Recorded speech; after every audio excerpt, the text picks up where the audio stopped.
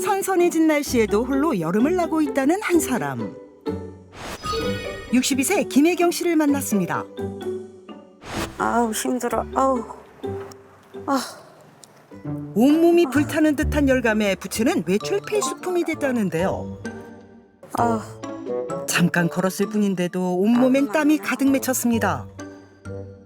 옛날에는 더위를 안 탔는데요. 갱년기 오고서부터 너무 더위를 많이 타요. 일상생활을 못할 정도로요. 머리부터 등까지 온몸에 땀이 항상 많이 나요. 그래가지고 땀이 흠뻑 젖어가지고 짜야 돼요. 저를 이상하게 쳐다봐야 너무 땀을 많이 흘리니까 그래서 바깥에 조금 안 나가는 편이에요. 집에서만 있는 시간이 많아요. 아우 이제 집이나 가야 되겠다. 아우 집에 가서 쉬어야지. 아우. 6년 전에 찾아온 갱년기. 그날 이후로 몸은 서서히 달라졌다는데요. 속에 뜨거운 감자가 있는 것 같고 열기로 머리카락이 흠뻑 젖을 정도로 땀이 나니까 이상하다 싶어서 병원에 가봤더니 여성 호르몬이 바닥이라는 거예요. 그때 56살이었는데 그때부터 갱년기가 계속 지속되고 있어요. 가장 먼저 변한 것은 피부였습니다. 갱년기가 오고서부터 겉모습이 생기기 시작했어요. 대수롭지 않게 생각했는데 지금은 딱딱해졌어요. 과거 깨끗했던 뺨엔 어느새 검버섯이 가득 자리 잡았습니다. 문제는 그뿐만이 아니었습니다. 검버섯을 시작으로 전신 건강에 적신호가 켜진 건데요. 40대 후반부터 이 류마티스 관절이 왔어요. 그래가지고 약을 많이 먹어가지고 관절이 녹아가지고 고관절 수술했어요. 그리고 작년에 무릎 수술도 했고요. 갱년기와 함께 쇠약해진 관절 건강. 결국 고관절과 무릎 수술로 이어졌습니다. 게다가 50대가 되니까 고혈압, 당뇨, 고지혈증 있더라고 하더라고요. 그 소리 들으니까 막막하더라고요. 처음에는 갱년기를 대수롭지 않게 생각했거든요. 근데 점점점 몸이 안 좋아지고 땀도 많이 나고 무기력해져요, 점점점. 그래서 너무 힘이 들어요. 갱년기가 와서 안면 혼조도 나고 그래서 편의점 가서 얼음 벽 사가지고 얼굴에다 열감을 좀 식혀야 돼요. 널뛰는 체온 변화로 평범한 일상은 오래전에 사라졌다는 그녀. 힘들어.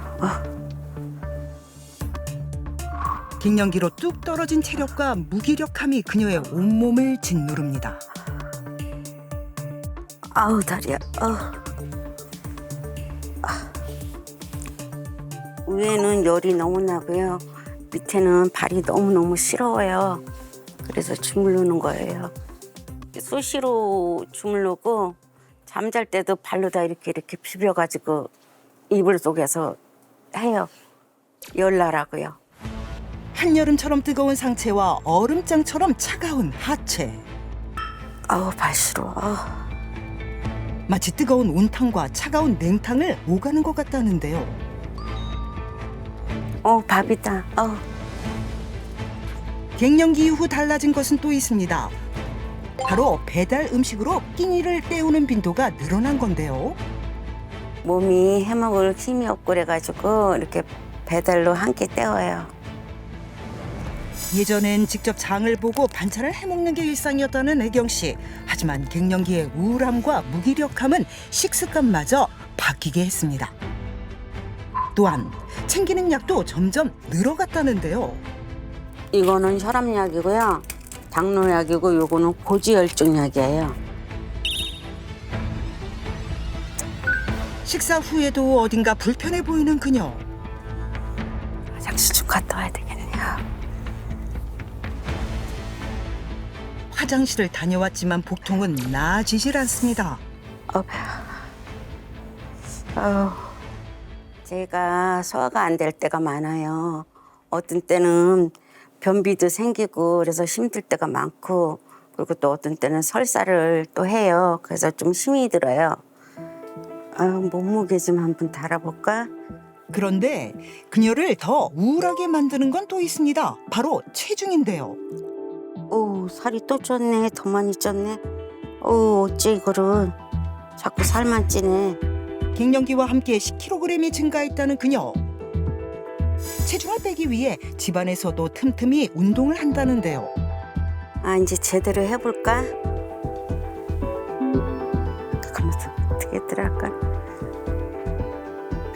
아까 어떻게 했지? 가만히 있어보자. 방금 본 동작도 가물가물. 최근 기억력이 저하돼 깜빡하는 일이 늘어났다는 그녀. 어떻게든 이 시기를 극복해보고자 노력하지만 체력까지 버텨주질 못합니다.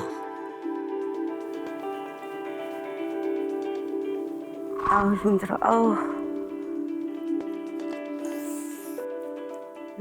이때는 날씬했는데, 이때는 건강했었는데. 건강했던 날이 언제였는지 까마득하다는 그녀. 갱년기가 너무 심해가지고요. 여성 호르몬제를 먹을까 하고 알아봤어요. 제가 고혈압이 있고 고지혈증이 있어서 주변에서 먹으면 안 된다고 그러더라고요. 실제로 제 주변에도 여성 호르몬제를 먹고 부작용이 있다는 사람도 있더라고요. 그래서 좀 고민이 돼요. 나날이 악화하는 갱년기 증상으로 앞으로 살아갈 날들이 막막하기만 합니다. 사실 갱년기는 여자들에게 다 오는 거잖아요. 그래서 쉽게 생각했던 것 같아요. 갱년기가 제 일상을 이렇게 바꿀 줄 알았으면 초반부터 열심히 했을 건데요. 이제라도 방법이 있으면은 열심히 할 거예요. 네, 날씨가 많이 선선해졌는데 네. 그런데도 불구하고 열감으로 힘들어하시는 걸 보니까 보는 저도 굉장히 안타까웠는데요.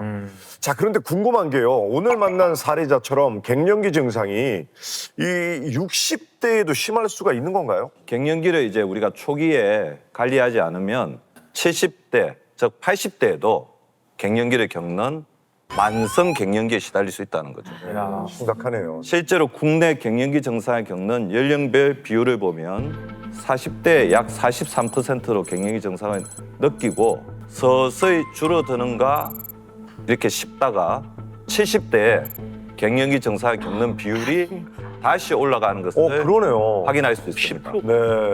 근데 갱년기가 끝날 듯 끝나지 않는데도 불구하고 대부분은 나이가 드는 노화 현상이라고 생각하고 방치하고 계신 거죠. 그러니까 모르는 거예요. 그런데 이렇게 손을 놓고 있으면 노년에도 갱년기 증상 터널 속에 갇혀서 고통을 겪고 이 갱년기를 오래 겪다 보면 혈관이나 아까 뼈라든지 치매라든지 만성 갱년기 합병증을 겪을 수가 있습니다. 합병증보다도 얼마나 괴로우실까요?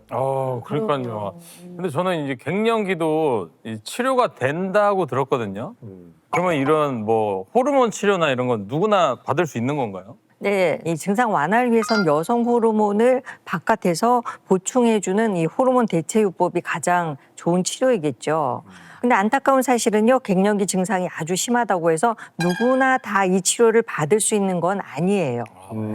특히 이제 여성 호르몬 의존암, 유방암이나 자궁내막암 이런 병력이 있다거나 또 혈전증, 또 간질환, 관상동맥 질환, 이 뇌졸중 같은 병력이 있는 경우에는 호르몬 대체요법을 하기가 어렵습니다. 자, 그리고 이 호르몬 대체요법은요, 이 대체로 에스트로겐 감소로 인한 기분 장애, 우울, 불안을 다스리는 데 도움이 되는데요. 개인차가 또 많은 편입니다.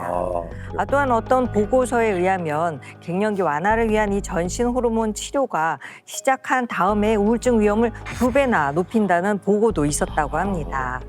그러니까 이 치료를 받게 된다면 반드시 전문의와 상의해서 부작용이 나타나진 않는지 또 어떤 위험도가 있는지 건강 변화를 잘 살펴보는 게 중요할 것 같습니다. 네. 갱년기는 정말 다스리기가 힘든 것 같아요. 몸도 망가지고 또 이 감정도 막 롤러코스터 타는 것처럼 급변하니까 제 주변에서는 뭐 무기력하고 우울한 감정도 오는 것 같더라고요. 네, 그렇죠. 실제로 국내 여성들을 대상으로 한 조사를 보면 우울증과 신경질로 어려움을 겪는 여성이 약 51%였습니다. 갱년기 여성 2명 중 1명이 감정적 어려움을 겪는다는 건데 완경기로 갈수록 우울감은 더 심해진다고 하거든요.